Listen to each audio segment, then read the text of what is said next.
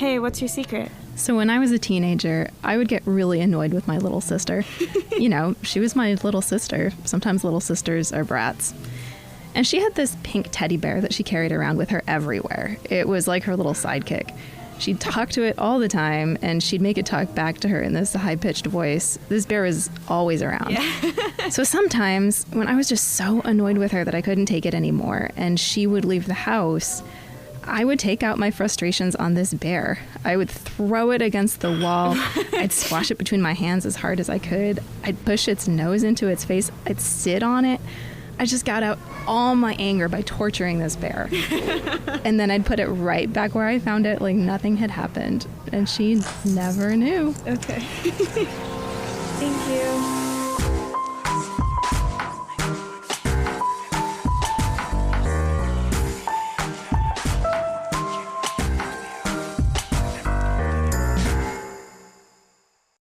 Why would nobody tell me?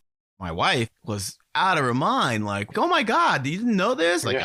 I know.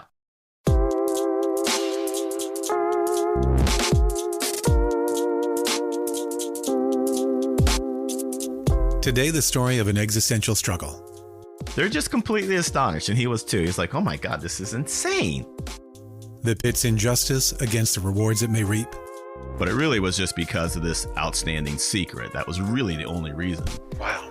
My guest tells us how he unwittingly discovered a secret about himself. She's like, everybody knew. Damn. And that's when I was like, had to sit down. There were clues scattered about his life. And I remember her saying, Robert, what is this on your chest? And when things started to come together, Robert had to make a move. Yeah, are you feeling a little nervous at this point? But I was kind of... I was feeling a little nervous, I think, yeah. Because the cost of doing nothing could have been great. This isn't a Hollywood movie. This isn't going to work out. Today, The Secret Room presents The Long Shadow. Hi, Ben. My name is Robert, and my secret is really a reverse secret. My family never told me about something I experienced as a child. Not knowing this one critical fact has had a profound and lasting negative impact on my life. I'm Ben Ham.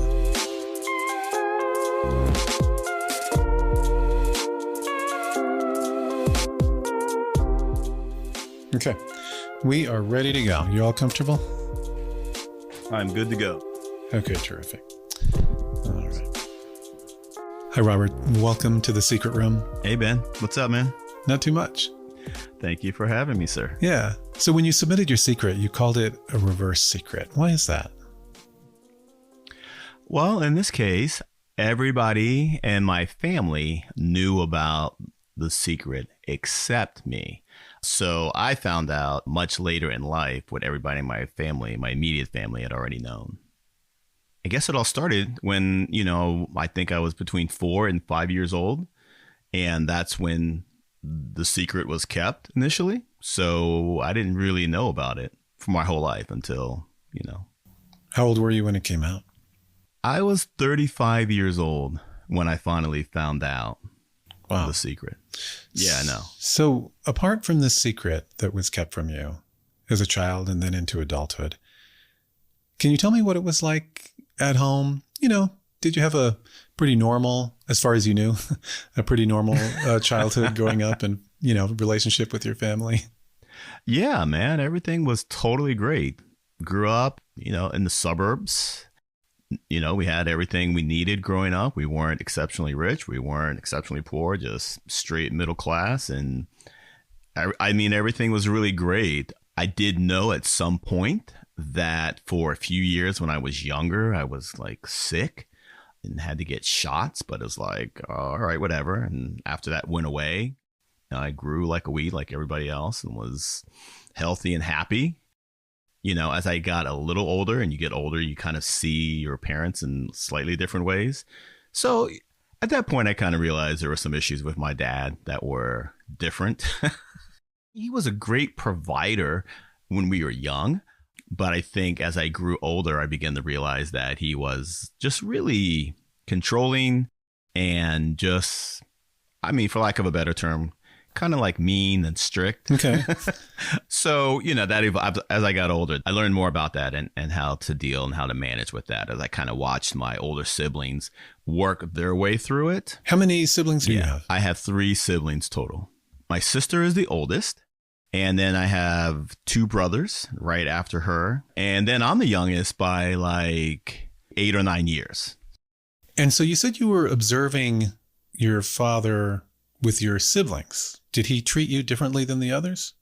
I always thought he did. And I'll be honest, I always was like, I get treated different because I'm smart enough to see the mistakes they made, and I don't make those same mistakes.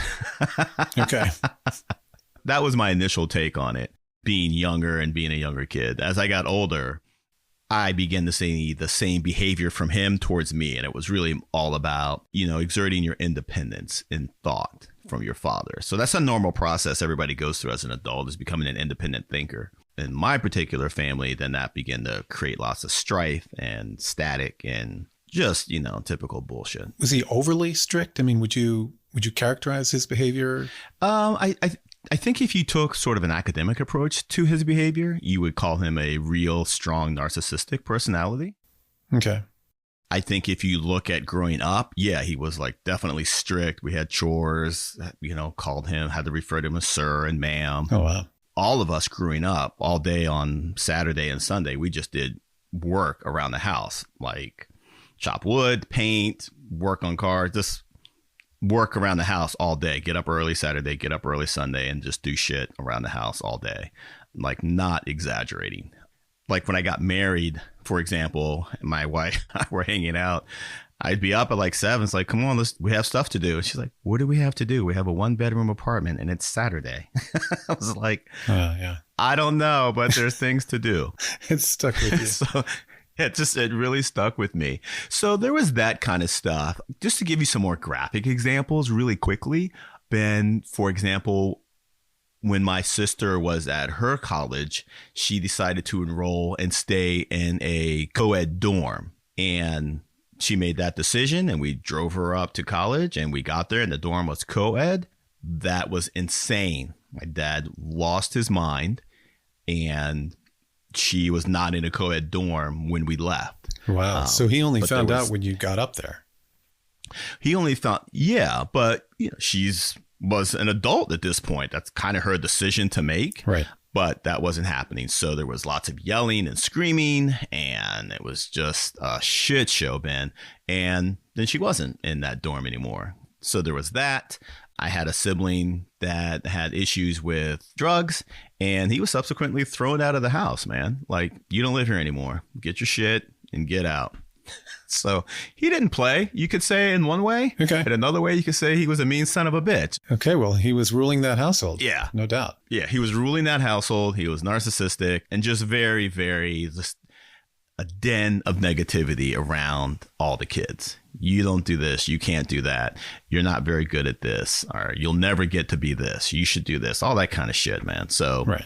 Yeah. It sounded to me like, from the secret that you sent to me, that you were spared from that a little bit. Yeah, so there were some other aspects to growing up that I learned later. Was I always had a sense that he, was mentally abusive in his narcissistic way. And I had vague memories of some physical abuse. Once I learned more about my life growing up, I learned from my siblings that, yeah, he was like totally physically abusive to my older siblings. Wow, but not to you. Not to me. And that's really what's crazy. It's because of this secret. So it's like thought I was being treated differently for some positive reason. I'm not making the same mistake my older siblings made, so I'm good. But it really was just because of this outstanding secret. That was really the only reason. Wow. Yeah. There were some clues, right, in high school that you didn't quite put together until much later after you learned the secret. Yeah. There was just some weird vagaries that never made sense to me. I was like the tallest kid or one of the taller kids in my class, always. A relatively big, decent sized guy. And I was like, yeah, I want to play football, Mom and Dad. And they were like, no, you're not big enough to play football. And that was like the story from 7th grade on.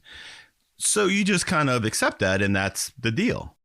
They were okay with me doing martial arts. I did martial arts for like 6 or 7 years. They were okay with wrestling, but they just weren't okay for football. And they always gave me this sense that I just wasn't big enough to play.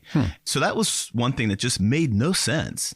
And I had this is a really subtle kind of thing, but my handwriting was just a shit show my entire life. And I never understood why. They always used to kind of yell at me about it, like, get your handwriting better, like practice. And then it come to find out that was a result of The Secret. That was part of it. That was, part of what had happened. So there was these kind of things that made no sense.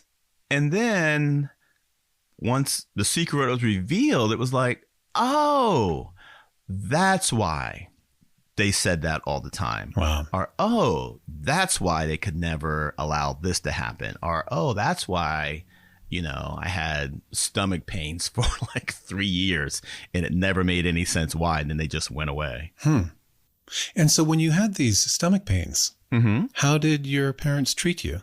Oh, Did they get you Pepto-Bismol or, was there something else? Yeah. They would do Pepto-Bismol or, some of them were relatively persistent. So then they would take me to the doctor and say, he's having these stomach pains.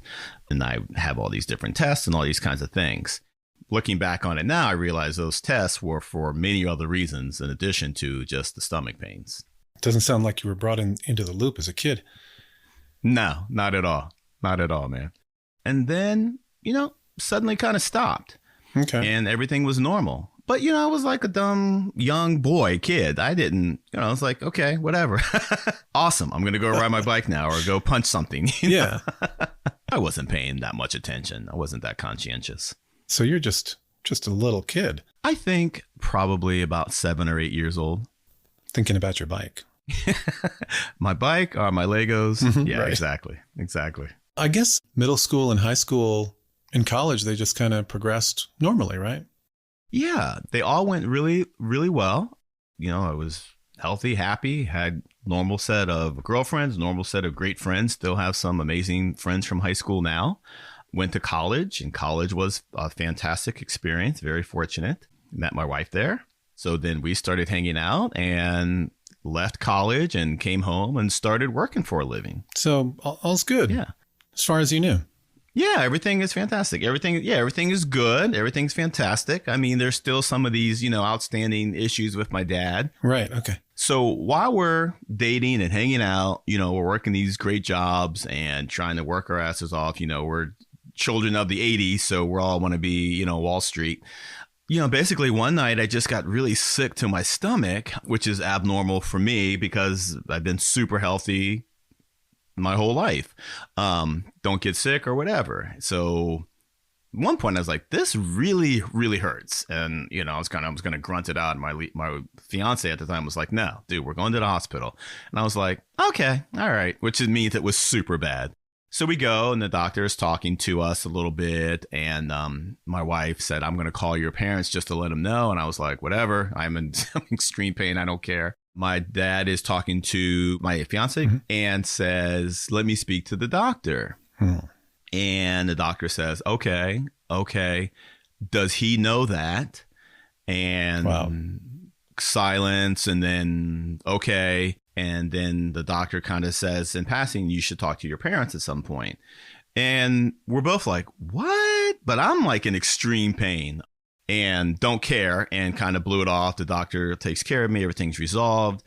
And we kind of just go on, with our life. Like, whatever. I don't know what that was, whatever. I don't care. Oh, my gosh. I'm fine now. And, I know how to manage this.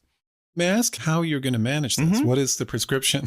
Yeah, it's diverticulitis. So it's just a result of like never drinking water and eating shitty food, essentially, and being super stressed. That was the diagnosis from the doctor. Yeah, exactly. So I was like, all right, no big deal. I can manage that. And it hurt bad enough that I was like, yeah, I'm not doing that. I haven't had McDonald's since, actually. Right. It's okay. been like 30 years. Okay. So we go on and, we start trying to conceive and we realize it's taking longer than it should. The first thing you go to your fertility doctor and they say, okay, we're going to test the male first because it's just so much easier. The doctors came back and said, well, your count is really low. The ones you have great motility, which means they're healthy, but you just don't have that many. And the doctor, like, you should ask your parents, was there something going on when you were younger? Now, this is the second time you've heard this. Yes. And now I'm starting to get a little bit like, all right, let me clue in a little bit. And then the other thing they mentioned, and hopefully this isn't too graphic, but the doctor said, your testicles are smaller than average. So you should, definitely talk to your parents. So we're like, what the fuck is going on? So we have to figure out this whole in vitro path, but we still got to figure out what's going on with me as well. That's kind of where everything started. Stay with me as clues to Robert's reverse secret begin to come together.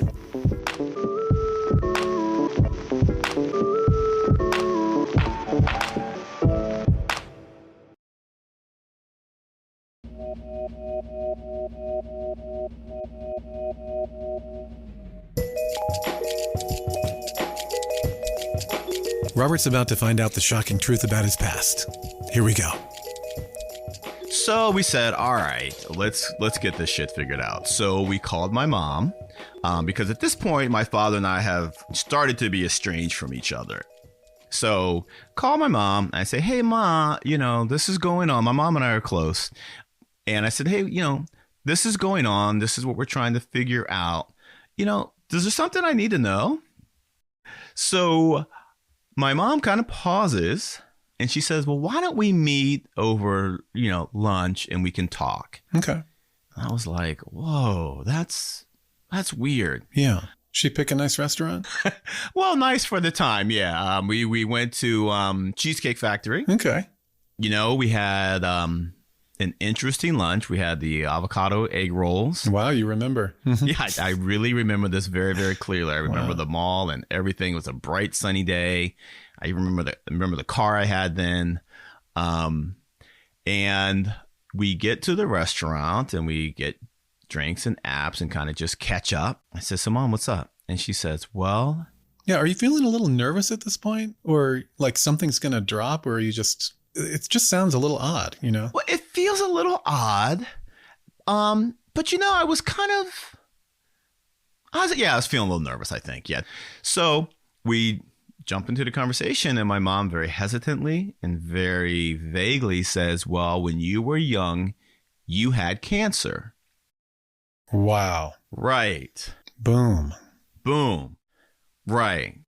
And I was like, what the fuck, Mom? Like I was really, I'll be honest, Ben, I was completely blown away and surprised, but I have a tendency to kind of just be like, okay, that's cool. I got it. Whatever. No big deal. Yeah, I didn't lose it in the restaurant. Didn't freak out, but I was super what does that even mean? Right. And she gave us a little bit more information. She's like, you had aggressive chemotherapy. And so then that was oh, that's what all those fucking shots were every week. That was chemo and that hurt. And I would go to this doctor once a week, Ben, at the hospital, and I hated it.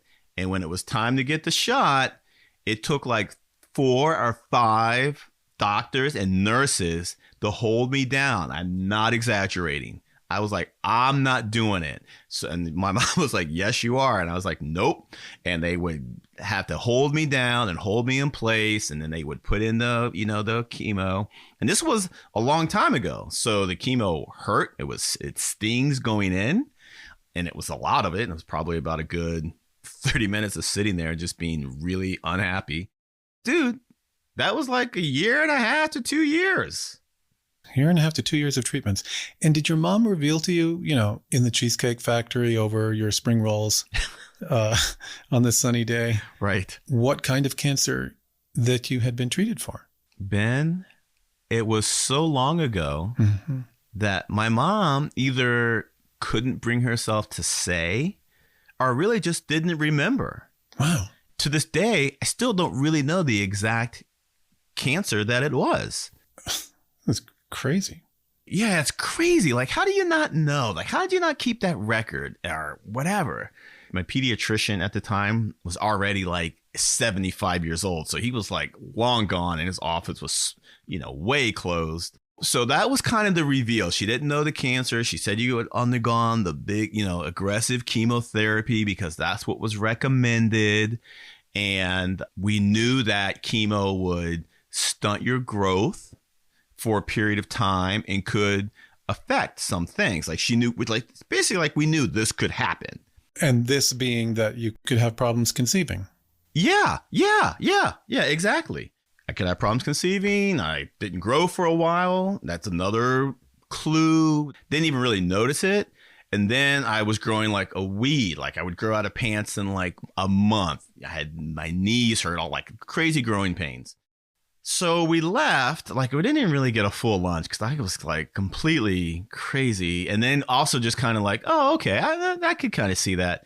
And my wife at the time was out of her mind, like, what the fuck? Like, oh my God, you didn't know this? How did they keep it? I was like, yeah. I know. At that point, I was also like, well, my parents aren't bad people, but this isn't great. No. She's like, well, did your siblings know? And I was like, well, how could they know and not tell me?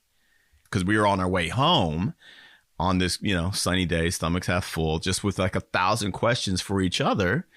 And I was like, okay, I'll call my sister. She's the one I'm closest with.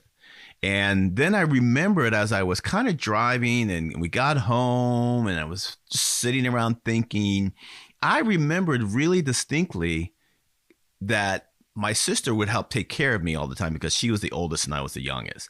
And I remember her very distinctly saying, Robert, what is this on your chest? It's 4.5 years old, 4 years old. I was like, I have no clue. I didn't know. But it was a bump and like a big pimple that was sticking out, like out of my chest. And I remember her seeing that. I remember exactly where we were. We're in my parents' bedroom in front of this huge armoire with this big mirror, that old brown glossy wood kind of thing, like right out of the Lion, the Witch, and the Wardrobe kind of piece of furniture. Okay. And I remember her saying, listen, I'm going to go show Mom. I just remember that very clearly. So I called her and I said, yo, what's this about? She's like, yeah, we knew. I was like, you knew I had cancer, not sick. Like I had cancer. She's like, yes. She's like, everybody knew. Damn. And that's when I was like, had to like sit down.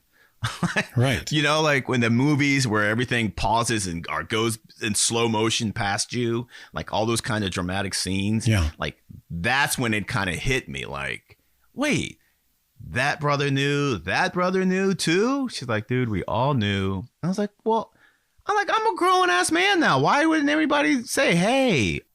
Okay. So growing up my whole life, the tumor is on my upper chest. And it's a very prominent scar there where they removed it. And the scar keloided very badly. So it's a very big scar on my chest. My friends would always say, what happened? And I'd always say, oh, I had a cyst removed. But when I got to college, I grew up here in this area, which is very much a city. And I went to college in a very rural, small town type of place. And my wife, who was from a small town, she asked me when we were dating, what happened? So I told her, oh, well, I got shot.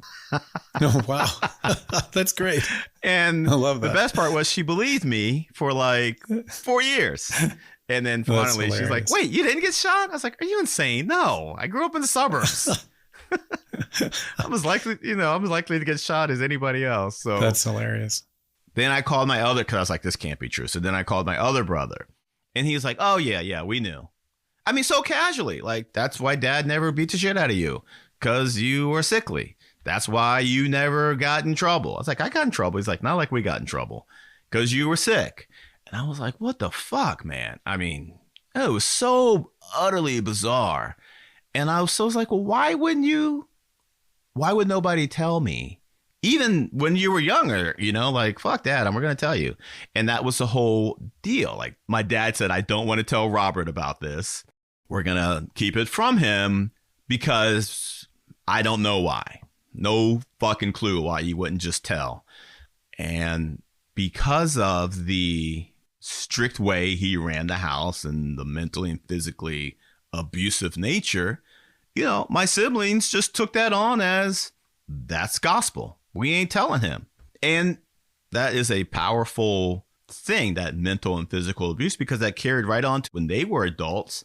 Nobody circled back and said, hey, dude, when you go to college, you're going to fill out all your health forms. Hey, you need to know this. Like, nobody said anything. Yeah. Well, that was going to be precisely my next question. Like, why the heck didn't anybody think that this is information that you should have, particularly when your siblings got older and were presumably, free from the shackles of the household and adults functioning on their own, presumably with love for their little brother. Right. They have this critical information that you need to know. Right, dude. Critical. Ben, fucking exactly. Yeah. Right. And what was their excuse? Dude, I didn't even ask, man. Yeah.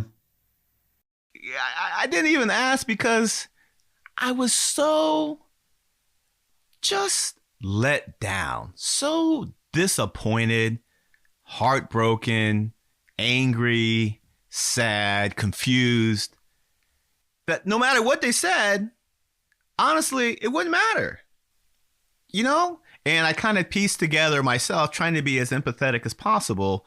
Like, well, and they said, Dad said, and I was like, well, if Dad said stuff, you don't do it because you don't disobey. A lot of us didn't disobey even as we got older and more grown. They still were beholden to that mentality of, abuse. Initially, I kind of just let it go and just was like, well, we have a problem. Well, my wife and I have a problem to solve. We want to have babies. What do we do? So we focused on that, man. And, I got some counseling, which was super helpful. I talked to my sister a lot because we've always been close.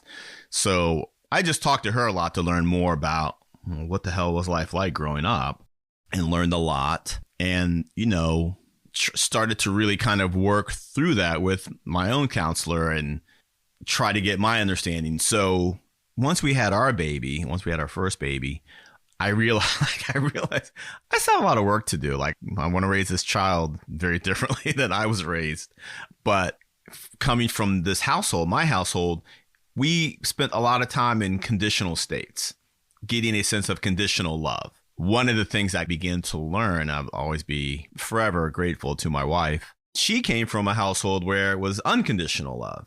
There's a lot to learn there when you're like, I'll be loved if I do this.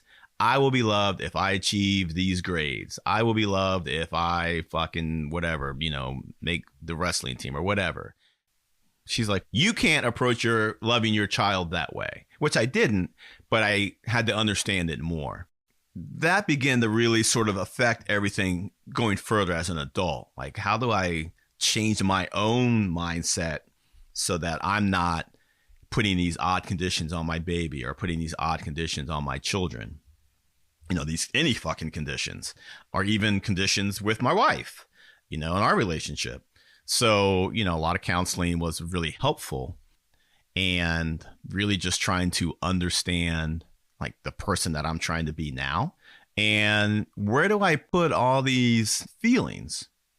My mother had been super supportive of me and all of us to an extent in this abusive relationship.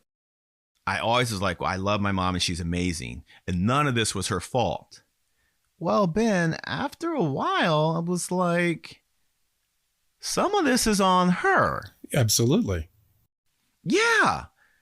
She's so amazing that I was like, no, she's completely innocent. I can't be mad at her. I'm going to be completely 100% mad at my dad. Well, at some point, I'm having feelings that I don't understand towards my mom. Like, are you coming out for Thanksgiving? Do you want to get together? And I'm like, no, I don't want to. I was like, why don't I want to see her?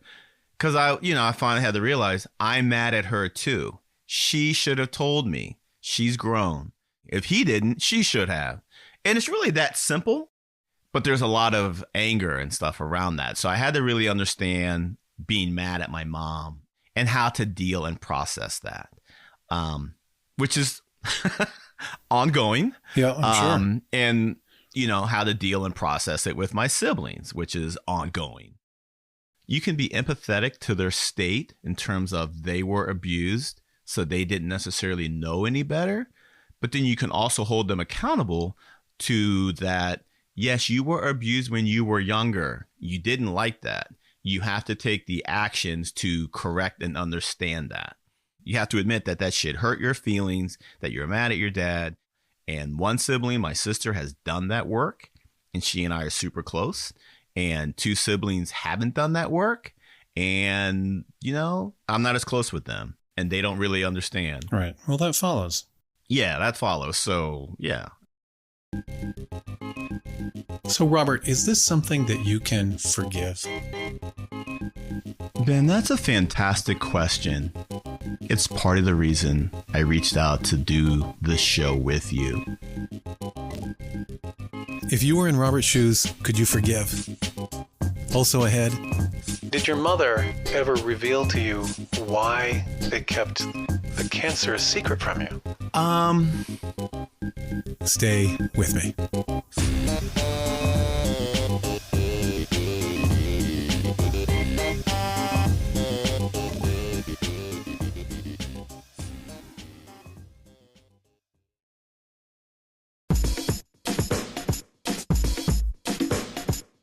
Ahead, I ask Robert if the doctors he had as an adult had also conspired to hide his childhood cancer. It seemed that way, didn't it?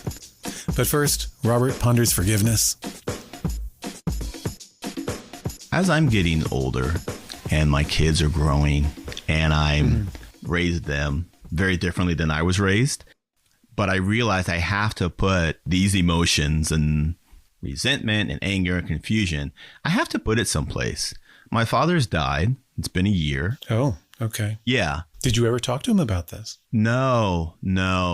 You know, it's interesting because he was a super strong narcissistic personality and very argumentative.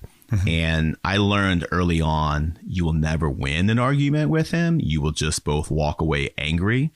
So when I made a very, very deliberate decision to not speak with him anymore, I knew there would be no Hollywood ending to this. I knew there would be no deathbed reveal, confession, apology. Like, I knew none of that was going to happen, and I was totally okay with that.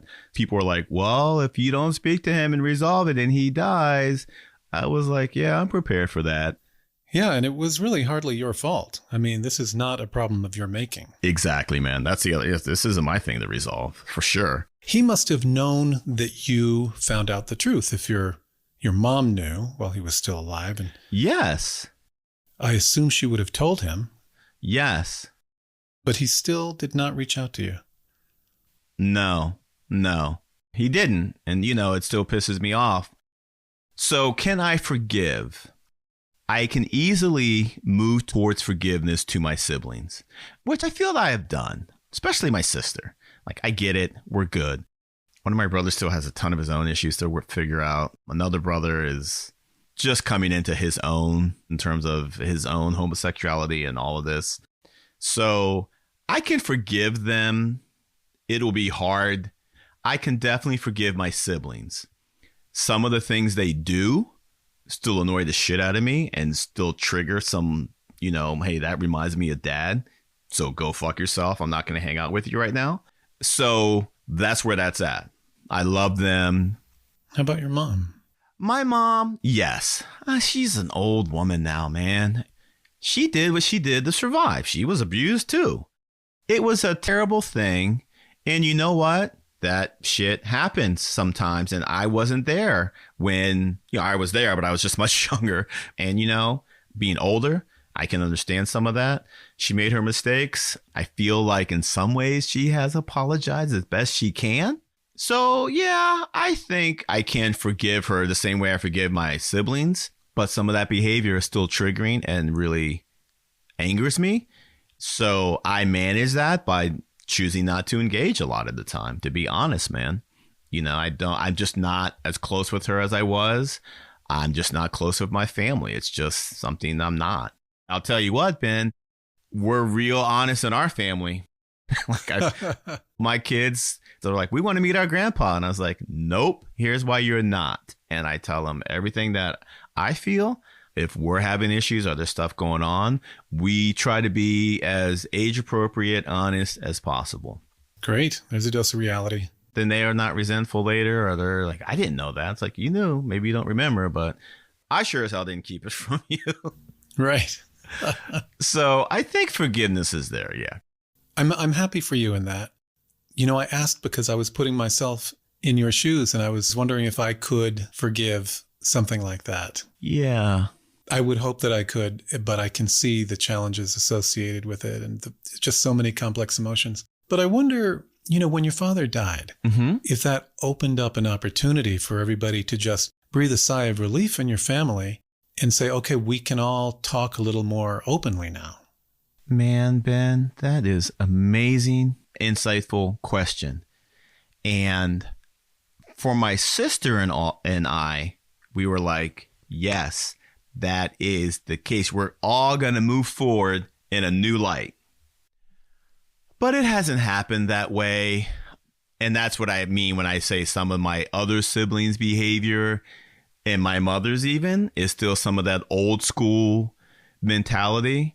And in some ways, to manage life with my dad, you had to have some dishonesty and some deception, because if you told him the truth, shit would go down badly. Sometimes my brother and mother still sort of act that way. And then it kind of comes up and my sister and I are like, we don't have to do that now. But they do, Ben, because they haven't done the work to really process everything and really understand everything and move forward. And man, that work is hard. It's hurtful. It cuts to the core, but then you kind of build back up. I say all the time in my head and with my wife, this isn't a Hollywood movie. This isn't going to work out unless people put in work. Well, your dad casts a long shadow. Man, he did, dude. A big ass long shadow. That's the thing. Like, you realize you have to try to do shit right with your kids. And when you don't do right by them, you've got to let them know, I fucked up, my bad. And you hope that that kind of works. Or you have to own it. I'm not doing that. I'm sorry if it makes you mad, but that's not happening. So, Robert, when you were undergoing chemotherapy as a kid, did you lose your hair? Well, Ben, that's what's so crazy. I have all the characteristics of a chemotherapy patient, but I never knew because I was so young. I just didn't remember, but I absolutely lost my hair. And that goes into, remember I was telling you about all those stomach pains? Mm-hmm. Yeah. Well, that was just because I had no appetite. Gosh, from the chemo. Yeah, from the chemo. I'd get these huge debilitating gas bubbles in my stomach. I would just be laid out with those for hours. Wow. My parents tried to find out what was going on, but really they were just scanning for more cancers or making sure the cancer wasn't coming back in a different place. I didn't really know what was going on then. I just had no clue. I thought, oh, I have stomach pains. Oh, I didn't even know about my hair. I just thought, oh, my hair is really short now. I didn't even think about it because I was so young. Amazing. Yeah, it was crazy. It was super crazy, man. So there's something I'm so curious about. Absolutely. Did your mother ever reveal to you why they kept the cancer a secret from you? I don't know, because I think I may have asked why, but wasn't able to hear the answer because I was trying to compensate for her not telling me and couldn't possibly fathom a reason why she would. So I just couldn't hear it. And then, like I said, sort of as a self-preservation at a very fundamentally core level, I got other shit to do. I got to have my kids, raise my kids, work, try to be a different kind of dad. I could go back and ask her now, but I don't know two things. If I want to know why she did, because she may say something stupid and I'd be like, well, what the fuck? Or I may not care. What does it matter at this point? What does it matter what decision they made that long ago? Yeah. Because I'm not going to change anything that I'm going to do or that I have done. It's not going to affect how I raise my kids, or even me. I could possibly understand an argument for it as a kid, just to preserve your youth, your childhood, and not worry you. But, you know, when you get to a certain age, seems to me like, Right. I mean, it's just so evident, you know, that this information needs to be made known. I mean, it's just has so many ramifications in your life ahead. Right. Yeah. And- I mean, we could have started working on our kids 5 years before. You know, I mean, we lost 5 years of time. Yeah, but also for your own health. I mean, Yeah. you need to have this monitored by your doctors as you proceed through life to make sure that it's not recurring. Right. It's just so important. And then, of course, you had this stomach ache, which was associated with the cancer, right? That took you to the emergency room with your wife. It wasn't associated with the cancer. My dad on the phone just told the doctor he had cancer. So be aware of that. And the doctor was like, well, it's not on his chart. He didn't say anything about it. So, Wow. all right. So your dad told your doctor while you were in the room, you told him on the phone that you had cancer. Yes. Was it the responsibility of the doctor to tell you? It seems so odd to me that he was, you know, in on this big state secret. I'll be real honest. If I can be empathetic for a minute, it's emergency room doc. It's 12:30 on a Saturday night. He knows what the problem is and how to fix it. Yeah. Does he really want to open that can of worms with me? There's some medical ethics in there, I think, but I'm not a doctor, so I don't know. I don't know. I'm not mad at him. It's not his shit to resolve or to fix. He could have told me, but it probably would have been another hour in dealing with me for him, and he probably was tired. And then when you were at the other doctor checking on your sperm count, they said you should check with your parents. What motivated that comment? I think he was like, we need more information about why your sperm count is low and why your testicles are small. And he may have been speculating, did you have some type of chemotherapy or did you have some type of medical treatment you don't know about, trying to be, or she was trying to be, I think, just have a neutral playing field until they had information. Once I found out I had chemo, she's like, well, do you remember the type of drugs? And I said, no. And she's like, well, you know, that would be more helpful. It's like, I'm sorry, I don't know. Cause you know, it's fucking 25 years ago. Nobody fucking told me. So leave me alone. Wow. And so there's no way to find out what kind of cancer that you had. The hospital system of which I was a member at that time has like millions and millions of patients. You know, they converted from paper to digital at some point. You know, I could really do a super deep dive and see if I could find it. But I have work, I have taxes, I have my kids applying to colleges, the kids applying to high schools. To find out, you know, what this cancer was is not on like my top list of 20. I just wonder if there are any tests you should be having. Yeah, well, the thing is, like what the doctors say is if you haven't had any cancer scares in like 20 years or so, we consider you in full remission. You know, we're not even going to screen you. There's nothing to worry about. Oh, that's great news. If there's one kudo that we can give to your parents, that is that they, you know, they took care of your cancer. They got you the right treatment. Yeah, man. I mean, yeah, you're right. They did manage it. They did get me to the right doctors, and I'm healthy and happy and good to go. And honestly, man, dude, I have 2 amazing children. They're amazing. So, you know, it's all good. I mean, at the end of the day, Ben, I think I'm definitely a good father with regard to not making the same mistakes as my parents made. I'm sure I've made some new ones. Right. But I didn't make those same devastating ones. So that really is super important to me. Does your current doctor know that you had cancer? Yeah. You know, of unknown type. Yeah. What did your doctor say about this, you know, fantastic story? For me, for the longest time, I was like, okay, that's weird. It's no big deal. But the healthcare lady of my health plan at one of my jobs were so astonished. And my doctor, too, they're just aghast. They're just completely astonished. And he was, too. He's like, oh, my God, this is insane. Right. Yeah. Yeah. Aghast is the perfect word. I mean, I had that reaction, too. I told a number of people, you know, leading up to our interview about the topic that we were going to cover. And each person I told had the same reaction, which was just like, oh, my God, how is that possible? Right. Thank you. You're welcome. I think by kind of telling this story and talking to you about it and putting it out into the world, it brings me closer to just overall peace, if that makes sense. It absolutely makes sense. And I wish that for you. Thank you. Yeah. Well, Robert, thank you so much for sharing this amazing story with us. Well, thank you for giving me the opportunity, Ben. It feels amazing to share it. Every time I tell it, it brings different levels of clarity. And you've definitely found some silver linings in it.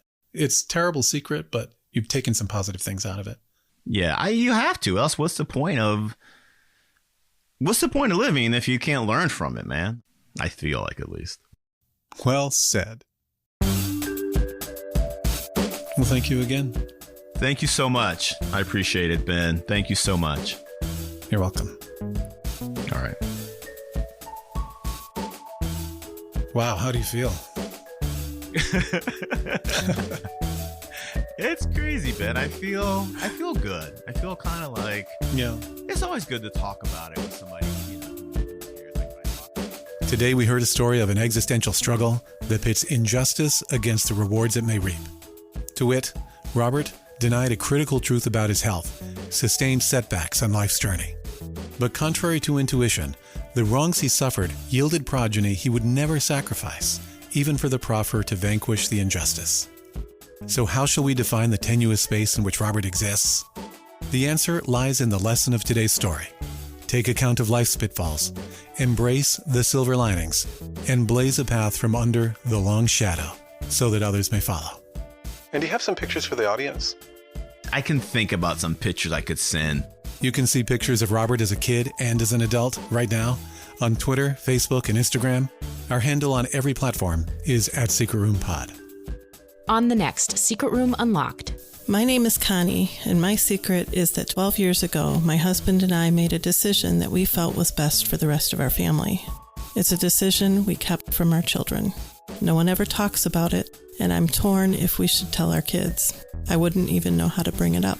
It's a story of a high-risk pregnancy, quintuplets, and a secret decision. Join me, Susie Lark, as I introduce Ben's interview, available exclusively on The Secret Room Unlocked, a premium edition of the podcast for those who support. Find us at patreon.com/secretroom. And don't forget, all sponsor codes, past and present, are available at secretroompod.com/codes. It's another way to support your favorite indie podcast that could. Do you have an inimical secret to share? Send it to me now at secretroompod.com. Our production team includes Susie Lark, Luna Patel, Alessandra Nigro, and the Street Secret Team. Chet is the sound engineer, and our music is by Breakmaster Cylinder. We've hit the ground running on our next secret already, and we'll deliver it rain or shine, same time, same channel, in just 2 weeks. Okay, you ready? Ready. From Washington, D.C. This is The Secret Room, a podcast about the stories no one ever tells. Dang, that was good. All right, awesome. I'm Ben Ham. We're going to say pod on to each other, which is the sign off for the show. Absolutely. Right. Yeah. So, okay, good. Yeah. Pod on, Robert. Pod on, Ben. Awesome. Yay.